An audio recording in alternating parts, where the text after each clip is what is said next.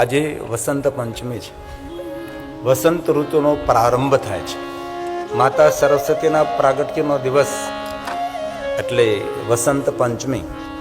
કોઈ પણ કાર્ય કરવું હોય વણ મુહૂર્ત, કોઈ પણ મુહૂર્ત જોવાની જરૂર નથી. આજના દિવસે વિશેષ કરીને માતા સરસ્વતીની ઉપાસનાનો દિવસ. જ્યારે બ્રહ્માજી સૃષ્ટિની રચના કરી ત્યારે કોઈ જગ્યાએ ધ્વનિ નહીં હતો, ન વાયુમાં ધ્વનિ હતો, ન જલની અંદર ધ્વનિ હતો, ન કોઈ ગ્રહોની ગતિ હતી. અસ્ત વ્યસ્ત એ બ્રહ્માંડનું સંચાલન થતું હતું. જ્યારે બ્રહ્માજીએ ભગવાન શિવજીનું ધ્યાન કર્યું અને બ્રહ્માજી દ્વારા એક દિવ્ય દેવી પ્રગટ થયા, જેને આપણે વીણાવાદીને કહીએ છીએ. બે હાથથી સુંદર વીણા વગાડે છે, આશીર્વાદની મુદ્રા છે, દિવ્ય શ્વેત વસ્ત્ર ધારણી, એક પણ સોના ચાંદી હીરા મોતીનું કોઈ આભૂષણને ધારણ કરેલું, દિવ્યતાથી ભરપૂર એ દેવી પ્રગટ થઈ, જેમને વીણાનું વાદ્ય વગાડ્યું અને સુંદર ગ્રહોની ગતિ, જલધ્વનિ, પવનની ધ્વનિ, એક ધ્વનિનું સુંદર ઉત્પન્ન થયું. તેથી આજના દિવસે દરેક સરસ્વતી ઉપાસકો માટે શ્રેષ્ઠ, આમ તો દરેક માટે, વિદ્યાર્થીઓ માટે પણ શ્રેષ્ઠ, પુસ્તક પ્રેમીઓ માટે પણ આજનો દિવસ મહત્વનો દિવસ છે. આજના દિવસે બાળકોને પણ આપણે સ્કૂલમાં ભણવા માટે મૂકવા જોઈએ. એ આજ પાવન દિવસ માતા સરસ્વતીનો પ્રાગટ્ય દિવસ એટલે વસંત પંચમી છે. વસંત ખીલે ચારો તરફ. આજના દિવસે માણસે પીળા વસ્ત્રો પહેરવા જોઈએ. જો આમ જોઈએ શાસ્ત્ર સંમત તો આજના દિવસે દરેક ભાઈઓ બહેનોએ પીળા વસ્ત્રો ધારણ કરવા માતા સરસ્વતીની ઉપાસના માટે. આજના દિવસે પીળા પુષ્પોથી માતા સરસ્વતીનું પૂજન કરવું. આજના દિવસે પીળું નૈવેદ્ય ભગવાનને અર્પણ કરવું. કેસરયુક્ત ખીર, કેસરયુક્ત ભોજન. આજનો દિવસ બહુ મહત્વનો છે. કેસરયુક્ત ચંદન પણ પોતાના ભાલમાં અર્પણ કરવું. આજના દિવસે માતા સરસ્વતીને પીળા પીળા સુંદર સુંદર પુષ્પો અર્પણ કરવા. માતા સરસ્વતીની ઉપાસનાનો દિવસ એટલે વસંત પંચમી છે. પણ નથી આપણે પીળા વસ્ત્રો પહેર્યા, નથી આપણે પીળું ચંદન કર્યું, નથી પીળું નૈવેદ્ય ભગવાનને અર્પણ કર્યું, ન આપણે પીળા પુષ્પો ચડાવ્યા. સરસ્વતીની શ્રેષ્ઠ ઉપાસના કઈ રીતે કરવી? માતા સરસ્વતીની આપણે ઉપાસના કરવી છે. આપણે આજે કાંઈ નથી કર્યું. સાંજ પડી જશે તો કરીએ શું? આપણે કઈ રીતે આજે માતા સરસ્વતીની ઉપાસના કરવી? નથી પીળા વસ્ત્રો પહેર્યા, નથી પીળું નૈવેદ્ય અર્પણ કર્યું, ન પીળું ચંદન કર્યું, ન પીળા પુષ્પો ભગવાનને માતાજીને અર્પણ કર્યા, તો કઈ રીતે આજે આપણે માતા સરસ્વતીની ઉપાસના કરી શકીએ? તો ચિંતનકારો એમ કહે છે કે માતા સરસ્વતીની ઉપાસના પીળા પુષ્પો અર્પણ કરીને કરવાથી નહીં, પણ આજે માતા સરસ્વતીની ઉપાસના માટે આજે દ્રઢ સંકલ્પ કરવો કે આજથી હું મધુર બોલીશ. એ શ્રેષ્ઠ માતા સરસ્વતીની ઉપાસના છે. આજથી દ્રઢ સંકલ્પ. મારી સામે હજારો લોકો કટુ શબ્દ બોલતા હોય, મારા માટે હજારો કડવા શબ્દો બોલતા હોય, પણ હું દ્રઢ સંકલ્પ કરું છું કે આજથી મારા મુખમાંથી કોઈ કટુ શબ્દ પ્રગટ નહીં થાય. આજથી એવી રીતે હું બોલીશ કે માતા સરસ્વતીની વીણાનું વાદ્ય વગડતું હોય એવી મારી મધુર વાણે આજથી હું બોલીશ. એ માતા સરસ્વતીની ઉપાસના છે. પુષ્પોથી પૂજા તો સૌ કોઈ કરે, પીળા વસ્ત્રો પહેરીને સૌ કોઈ પૂજા કરે, પણ શ્રેષ્ઠ માતા સરસ્વતીની કોઈ ઉપાસના હોય તો દ્રઢ સંકલ્પ કરીએ કે આજથી હું મીઠું બોલીશ, મધુર બોલીશ, હું સ્વીટ બોલીશ. મારી ભાષામાં મધુરતા છે, મારી ભાષા એટલી સુંદર છે કે જાણે માતા સરસ્વતીની વીણાનું વાદ્ય વગડતું હોય એવી મારી સુંદર મધુર વાણી છે. એ માતા સરસ્વતીની ઉપાસના છે.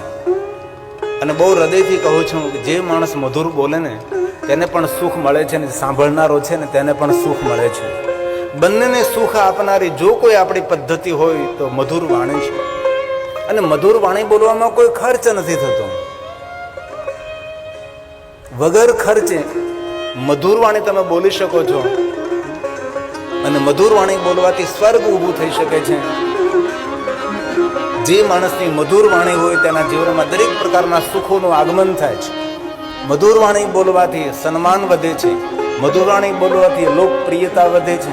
તેથી માતા સરસ્વતીની ઉપાસના નૈવેદ્ય દ્વારા નહીં, સુંદર સુંદર પુષ્પો દ્વારા નહીં, સુંદર સુંદર પીળા વસ્ત્રો દ્વારા નહીં, પીળા આભૂષણો દ્વારા નહીં, પણ આજે માતા સરસ્વતીની ઉપાસના માટે આપણે દ્રઢ સંકલ્પ કરી કે આજથી હું મધુર બોલીશ, હું મીઠું બોલીશ.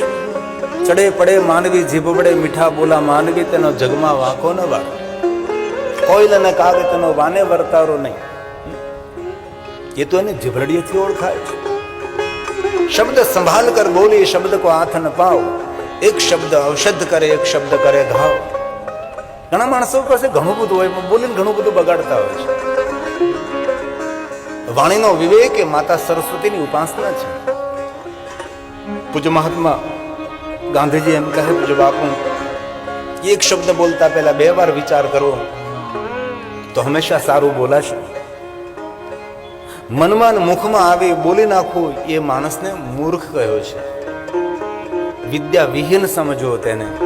જે મનમાં આવે ને જે મુખમાં આવે એ બધું બોલી નાખવું એ યોગ્ય ને વિચાર્યા પછી બોલાય છે.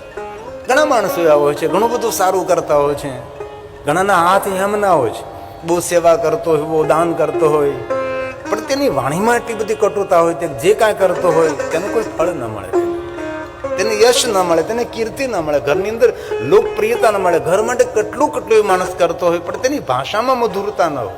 અને ઘણા માણસો કાંઈ કરતા ન હોય પણ તેની ભાષા, તેની વાણી એટલી મીઠી ને મધુર હોય છે કે કાંઈ નહીં કરતો હોવા છતાં તે માણસ સન્માનિત રહે છે. તેથી આપ સૌ તો ડાયા માણસો છો, આપ સૌ ભણેલા ગણેલા છો, સૂઝ ને સમજણ ધરાવતા માણસો છો, આપ સૌ જાણો છો. તો આજે વસંત પંચમીના દિવસે આપણે સવે સંકલ્પ કરવાનો છે કે આજથી હું મીઠું બોલીશ, હું મધુરું બોલીશ. ભગવાન શિવજીના ચરિત્રમાં તમે જુઓ, શંકર ભગવાને કોઈ જગ્યાએ કટુ વાક્ય નથી બોલ્યા. મહાદેવનું સંપૂર્ણ જીવન ચરિત્ર, ભગવાન શંકરજીની વાણી બહુ મધુર છે. અને મને એક વાત કહેતા બહુ જ ગૌરવ થાય છે, માતા સરસ્વતી મહાદેવજીની પરમ ભક્ત છે, શિવ ઉપાસક છે માતા સરસ્વતી. આમ થોડુંક વધારે ઇકો આમ ડબલ મને સંભળાય છે. માતા સરસ્વતી નિરંતર શિવ ઉપાસના કરે છે. અને માતા સરસ્વતી સંગીત વિદ્યા, ગાયન વિદ્યા એ ભગવાન શિવજીની સાધનાથી મળી છે. આપણે ઘણી વાર કહેતા હોઈએ તો કોઈ સુંદર પ્રવચન કરતો હોય તો કહીએ કે તેને જીવ ઉપર માતા સરસ્વતી બિરાજે છે. સુંદર કોઈ ગાયન કરતું તો આપણે કહીએ કે તેના કંઠમાં માતા સરસ્વતી બિરાજે છે. જો કે હવે તો લોકો કંઈક અલગ બોલવે છે. સુંદર કોઈ ગાતું હોય તેને કહે તેને ગળામાં કોયલે માળો બાંધ્યો છે. હવે ગળામાં કોયલ માળા બાંધતી છે, આવું ખોટું બોલાય? તેના કંઠમાં માતા સરસ્વતી નિવાસ કરે છે. કેટલું સુંદર ને કેટલું રૂડું લાગે. તો વિચાર કરવા જેવી વાત છે, ધ્યાન દીજીએ. કોઈ સુંદર ગાયન કરતો હોય તો કહીએ કે તેના કંઠમાં માતા સરસ્વતી બિરાજમાન. કોઈ સુંદર પ્રવચન કરતો હોય તો કહીએ કે તેની જીહ્વા પર માતા સરસ્વતી બિરાજમાન છે. તો કોઈ ગાતું હોય તો કહીએ તેના કંઠમાં સરસ્વતી બિરાજમાન. કોઈ સુંદર પ્રવચન કરતો હોય તો કહીએ તેની જીહ્વા પર માતા સરસ્વતી. તો માતા સરસ્વતીના કંઠમાં કોણ? એ અમારો નીલકંઠી ભગવાન મહાદેવ છે. જગતના કંઠમાં માતા સરસ્વતી બિરાજે છે, માતા સરસ્વતીના કંઠમાં નીલકંઠ મહાદેવ બિરાજે છે. જગતની જીહ્વા પર માતા સરસ્વતી બિરાજે, પણ માતા સરસ્વતીની જીહ્વા પર ભગવાન શિવ બિરાજે છે. અને બહુ એક હૃદયની વાત કહું છું, વાણીની મધુરતા મેળવી હોય તો વધારે શિવનું ભજન કરો. જે મનુષ્ય ભગવાન મહાદેવનું નિરંતર ભજન કરતો હોય તેની વાણીમાં મધુરતા આવે છે. ઘણા માણસો બોલતા હોય તો આપણે કડવા ધોડે, આપણને ગમે નહીં. કે આ માણસ બોલતો બંધ થાય તો વધારે સારું. ઘણા માણસોને બોલતા આવડતું ને છતાં બોલતો હોય તો પણ મીઠું ને મધુર લાગે છે. કારણ કે તેને જીવવા પર શિવજીનું સ્મરણ રહેતું હોય છે. અને ભગવાન શિવનું સ્મરણ કરવામાં કોઈ ખર્ચ નથી થતો. હાલતા ચાલતા, બેસતા, ઉડતા, ખાતા, પીતા, ઊંઘતા, જાગતા, ઘરમાં, શમશાનમાં, કોઈ બી અવસ્થામાં જીવાગરે વર્તતે તસ્ય સફલમ જીવિતમ, તેનો જન્મ સફળ થઈ જાય છે. શિવનામ તરીમ પ્રાપ્યમ સંસાર બંતરંતે સંસાર મૂલ પાપાની તાની નશ્યંતિ સંશય. જેને જીવવા પર ભગવાન શિવનું નામ રહે છે એ માણસ ભવ પાર થઈ શકે છે. તેથી હૃદયની એક વાર પ્રાર્થના, વસંત પંચમી નિમિત્તે આ કથા આપણી 801મી કથા છે. કથા કરતા મને 30 વર્ષ વીતી ગયા છે. અમે નરેન્દ્રભાઈ અને અનિલાબેને કથાનું આયોજન કર્યું. તેમાં 26 જાન્યુઆરી અમારી કથાનો પ્રાગટ્ય દિવસ હતો. વર્ષો પહેલા 26/1/1996 મેં કથાનો પ્રારંભ કર્યો હતો. ભાવનગર, આણંદનગર, સ્વામિનારાયણ મંદિર, ગવિયા સ્વામી બાલકૃષ્ણ સ્વામીએ પહેલી વાર શિવ મહાપણ કથાનું આયોજન કર્યું હતું. મંદિર સ્વામિનારાયણ અને ભગવાન મહાદેવની કથા, અને ત્યારે મને શિક્ષાપત્રી ગવિયા સ્વામી આપી હતી, અને શિક્ષાપત્રી હું સાથે રાખું છું. તેથી દરેક તાબાના સ્વામિનારાયણ સંપ્રદાયના સંતો ને સાથે મારે ખૂબ ઘનિષ્ઠ નિકટતા છે. પછી કોઈ પણ તાબાને, કારણ કે એમાં અલગ અલગ તાબા હોય ભાઈ, અલગ અલગ. આજે શિક્ષાપત્રી દિવસ પણ છે. બોલો કેટલી સરસ વાત, અનાયાસ યાદ આવી. આજે શિક્ષાપત્રી દિન છે, વસંત પંચમી. ભગવાન સ્વામીને શિક્ષાપત્રનો પ્રારંભ કર્યો હતો. આજે શિક્ષાપત્રી પ્રાગટ્ય દિન પણ આજે છે, વસંત પંચમી પણ આજે છે. કેટલો સુંદર દિવ્ય દિવસ છે. તો આइए 2 मिनट के लिए माता सरस्वती को याद कर. या कुंदे या कुंदेन्दु तुषारहार धवला या शुभ्र वस्त्रावृता. ધ્યાન દીજે, ભગવાન મહાદેવની પૂજામાં પણ શ્વેત વસ્ત્રોનો બહુ મહિમા છે. માતા સરસ્વતીના પ્રિય વસ્ત્ર કહો તો શ્વેત વસ્ત્ર છે. શુક્લા શ્વેત વસ્ત્ર ધારણી એ માતા સરસ્વતી છે. આપણે જ્યારે ભણતા હતા સ્કૂલની અંદર ત્યારે રોજ આ પ્રાર્થના આપણે બોલતા હતા. ઘણા ભાઈઓ બહેનો યાદ પણ હોય, ઘણાને યાદ પણ ન હોય. યા કુંદે તુષાર, या कुंदेन्दु तुषारहार धवला या शुभ्र वस्त्रावृता या वीणा वरदण्ड मण्डलितकरा या श्वेत पद्मासना या ब्रह्माच्युत शंकर प्रभृति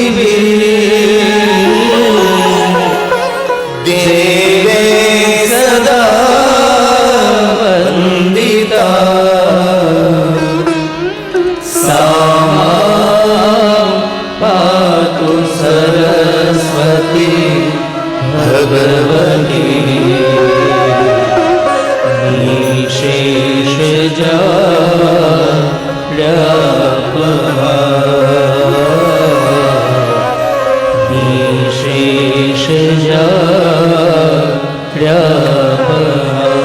શુક્લામ બ્રહ્મા વિચારચારમ પદ્મા. એ માતા સરસ્વતીની ઉપાસના છે. એવું નથી કે વિદ્યાર્થીઓ જ માતા સરસ્વતીની ઉપાસના કરે. દરેક મનુષ્ય માટે માતા સરસ્વતીની ઉપાસના બહુ આવશ્યક છે. આમ તો આપણી પ્રાર્થનામાં માતા સરસ્વતીની ઉપાસના હોવી જોઈએ. વેપાર કરતા વાણિજ્યની અંદર જે માણસો રહેલા છે એ ગણેશજી, લક્ષ્મીજી અને માતા સરસ્વતીની ઉપાસના કરતા જ હોય છે. એની અંદર પ્રધાન આ 3 દેવતાઓ છે. એક ભગવાન ગણેશ, એક લક્ષ્મીજી અને માતા સરસ્વતીજી. તેથી રોજ આપણી પ્રાર્થનામાં પણ માતા સરસ્વતીની યાદ તો હોવી જોઈએ. એ શ્રેષ્ઠ ઉપાસના છે. સરસ્વતીની ઉપાસના એટલે મધુર વાણી, સત્ય સભર મીઠી વાણી. એ માતા સરસ્વતીની ઉપાસના છે. શુક્લામ બ્રહ્મ વિચાર સાર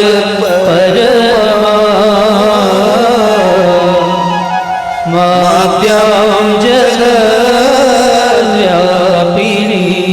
માતા સરસ્વતી વીણા પુસ્તકધારિણી અભયદા. અભય પ્રદાન દેતી પુસ્તક ધારણી એ માતા સરસ્વતી. 2 હાથ દબાડા વીણા વાદ્ય સંભળાવતી માતા સરસ્વતીને પ્રણામ છે.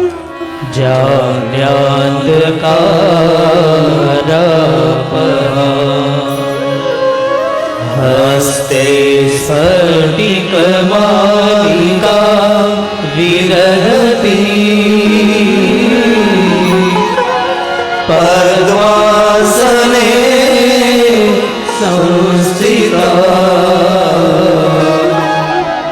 વંદે તામ પરમેશ્વરી ભગવતી.